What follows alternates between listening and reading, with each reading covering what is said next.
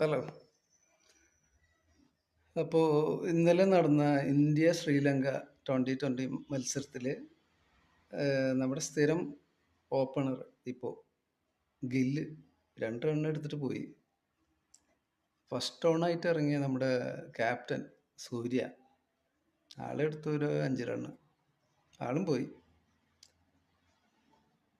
Fourth down ആയിട്ട് ഇറങ്ങിയ നമ്മുടെ സഞ്ജു എടുത്തതോ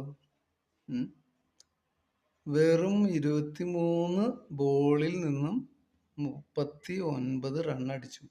3 സിക്സ്, ഒരു 4. കണ്ടു പഠിക്കട്ടെ. എന്താ ചെയ്യാല്ലേ?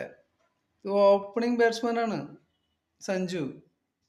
അയാള് 3 സെഞ്ചുറി അടിച്ചിട്ടുണ്ട്. എന്നിട്ടാണ് ഈ മനുഷ്യനെ പിടിച്ച് തേർഡും ഫോർത്തായിട്ട് ഇറക്കിക്കൊണ്ടിരിക്കണ. എന്നിട്ടും ആ മനുഷ്യൻ കാണിച്ചു കൊടുത്തു എന്ത്? ആ സമയം 10ാമത്തെ ഓവറായി.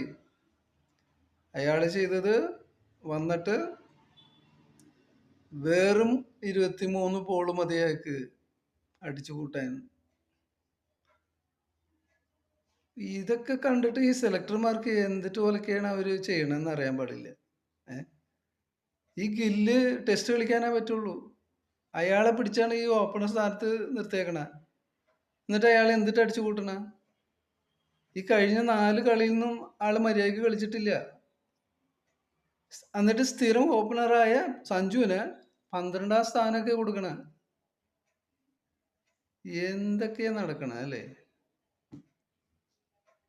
എന്നാലും നമ്മുടെ സഞ്ജു ഇന്നലെ തകർത്തു.